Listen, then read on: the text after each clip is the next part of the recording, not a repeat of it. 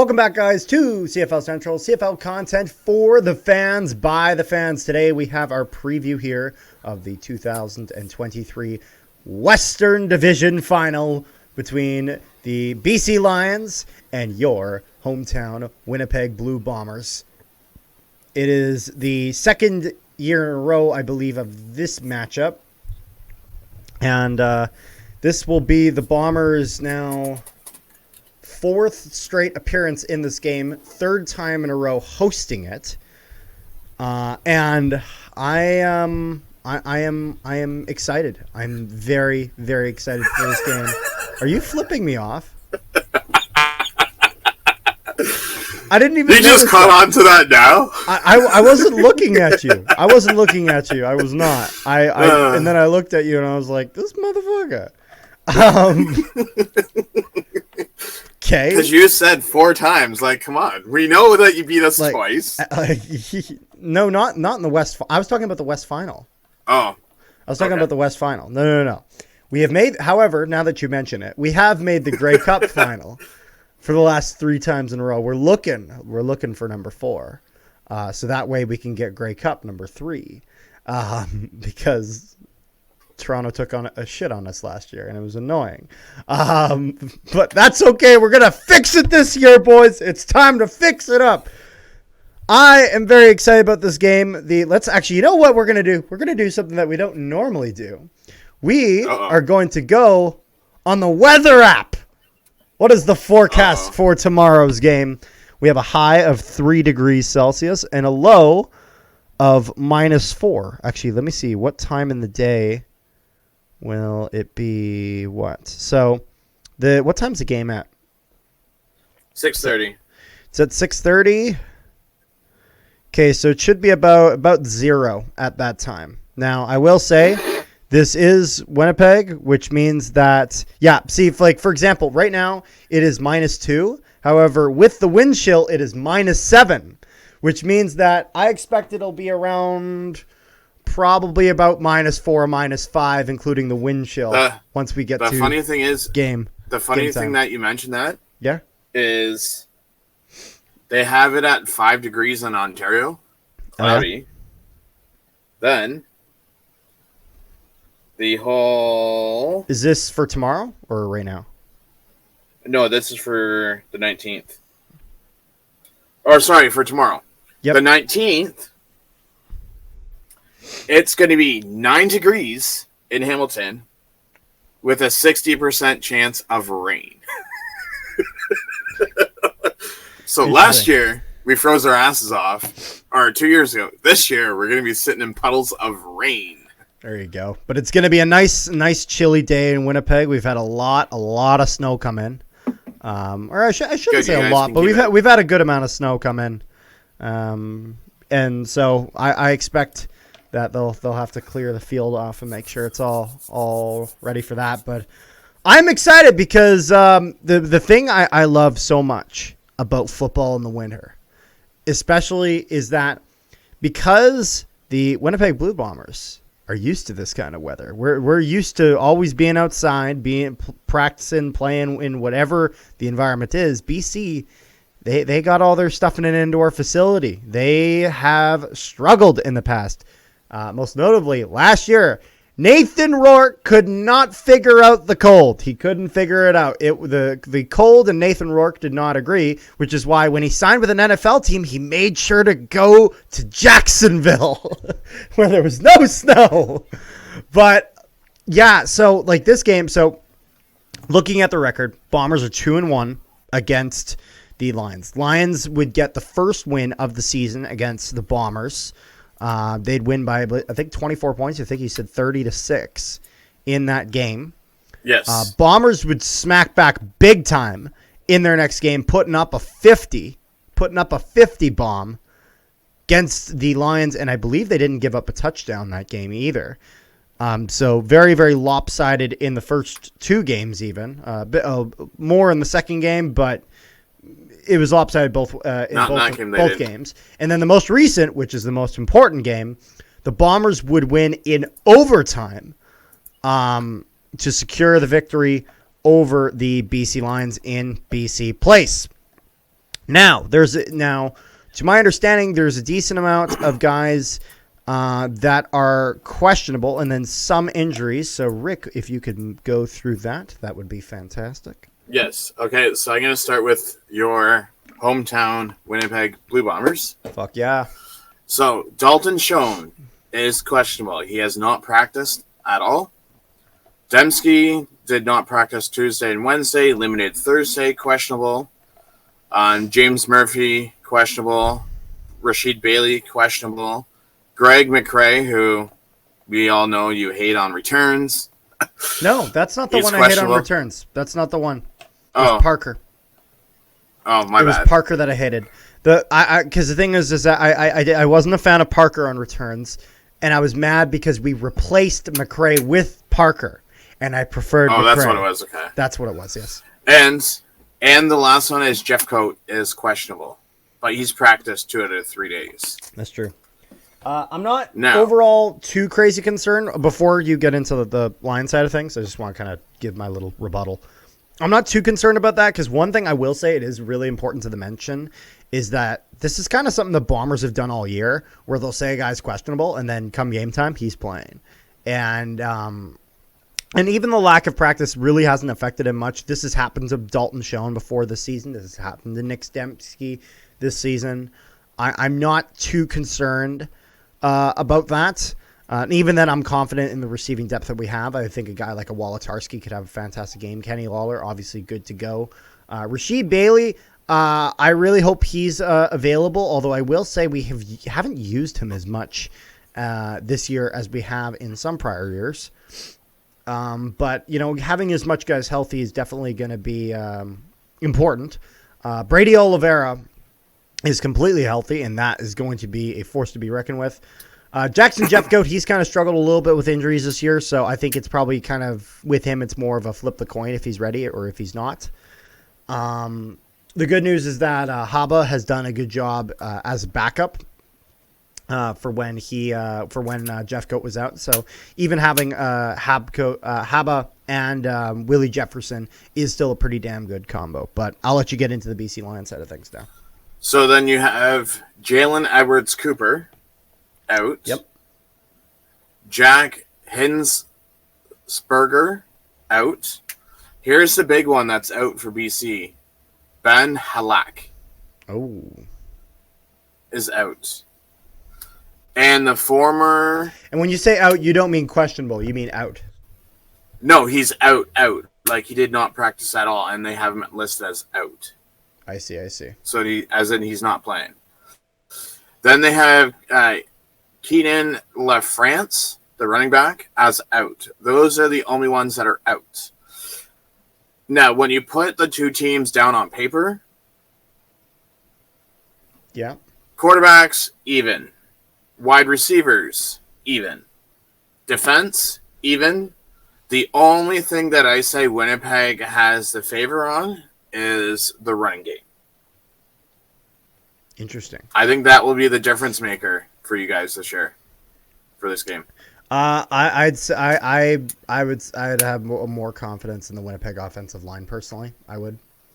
Especially because the one thing I will say is that, so obviously BC Lions have the best defensive end this year. I love Willie Jefferson. I love Jackson Jeffcoat, but Matthew Betts has been the number one for this year. Now, I think Willie Jefferson has been the number two when it comes to defensive end. I think Jeffcoat's not far behind, and I think Haba has done well, but Matthew Betts has been the best defensive end this year. I will say, if there is any team that is the most equipped to deal with Matthew Betts, Yoshi Hardrick and Stanley Bryant are the two offensive tackles that can do it. Think about it. We're talking about Stanley Bryant, who has won Offensive Lineman of the Year so many goddamn times I have lost count. Hardrick got nominated this year. He has a solid chance of winning it. Yeah, actually, I wouldn't be surprised if Jamarcus Hardrick, Yoshi Hardrick, wins this year.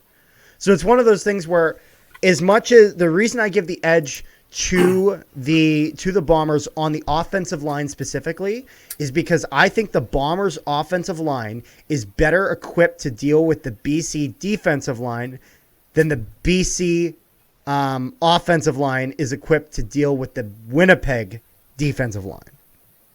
Because now the one thing I will say is that a weak spot for the Bombers offensive line has definitely been the guards this year. Pat Neufeld has had a solid year. Jeff Gray has struggled at times. I think it's always important for Winnipeg to keep Liam Dobson kind of in the mix, have him ready there. Colin Kowski's done a decent job at center. It's going to be really, really important for Winnipeg to not take penalties. It's going to be really important for BC to not take penalties. They've had a real problem with that last game. They just seemingly could not stop taking penalties, and they did a lot of shooting themselves in the foot. And, obviously there's going to be some that play, what if in terms of what if BC didn't take this penalty? What if BC didn't take this penalty? And I would argue, what if Zach Caleros didn't fumble the ball twice in the red zone on 2 consecutive drives? However, I am hopeful that does not happen this next game, that he's learned his lesson. He seemingly did for the next game at least, but So here's the thing. I have this game very close. I think everyone. I have this game under 6 points. Ooh. Only because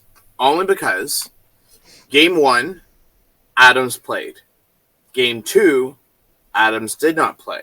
Game 3 went to overtime. Yeah. So it's good. I'm saying this game's going to be down to under 7 points, under a touchdown. Yeah, I think that's very realistic. Yeah. I think that's very realistic. I am excited. So now I do have a player question for you. Yep. Because I know you're a big fan of this player. Is your homeboy Houston gonna get an interception on Vernon Adams? Because if it's not him, then it's Rose. It's one of those two. It's what? So did Rose not get an interception, or is it Houston actually, that's mostly getting? So Demario Houston obviously had a really, really hot start. It's kind of cooled a little bit since then. He's had some injury issues. I think it's possible. However, do you know who I think is getting an interception this game for the Bombers? Okay, for the Bombers. I want to say it's probably going to be a secondary player. Just guess a player. Adam Bighill. No. You want to know the answer? Well, I knew it wasn't a defensive. Holm. Oh, good old Holm. Holm has been played really well these past few games. He's going to catch it and then run home. He's going to rig it back home to the end zone. He's going to do it for all the true blue Bomber fans. No, Holm, honestly, Holm, not enough people have been talking about Holm, and he's been absolutely excellent these past few games. His coverage has been fantastic. Even if he's not necessarily always getting the interception, he's always getting a hand on that ball, and he's causing disruption without taking penalties. So it's one of those things where I think I wouldn't be surprised if Holmes kind of able to put his other hand on it and get an interception instead of always batting that away. So does that mean that you think he's going to grab an interception and run home for 6 points? I sure. Kevin McAllister as Marvin Harry or BC Lions. Run home, Kevin. Run home. Yeah, there you go. Just meet some guy with a shovel on the sideline that beats him up. But anyways, but yeah, I'm excited about this game, and I mean, so I think it's time we do our predictions. You know where I'm going with this. I am going for the true blue Winnipeg Blue Bombers, who are going to get it done once again, baby. It's gonna happen. We're gonna get it done. We're gonna get back to the big game. It's time to get back there. Get the third one, baby. because I picked Toronto earlier. Yeah. For those people who didn't watch our East final earlier. Mm-hmm. So I'm actually going a different route because, again, I hate repeats. I am going with the heated rival BC Lions. It's okay. You've been wrong before. Like I said, the only thing that is going to be the difference maker is going to be Oliveira. He is always the difference maker. He's going to get it done. I have my faith in him. Because Mr. Puppy Saver himself is going to get it done.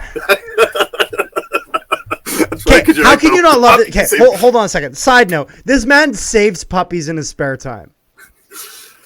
No, I get how that. can you not love this man?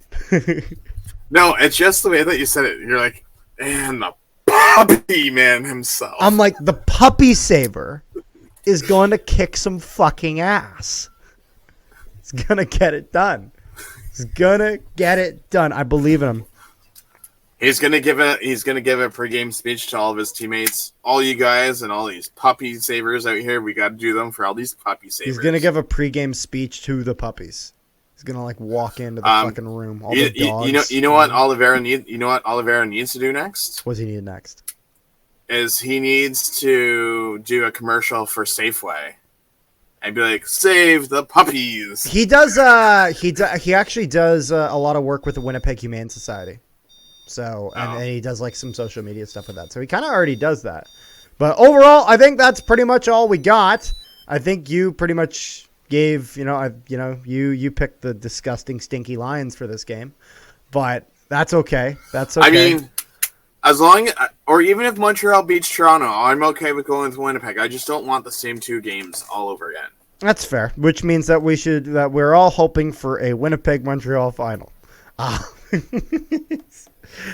Mind one thing that I will mention. Yep. Is going back to the whole weather thing.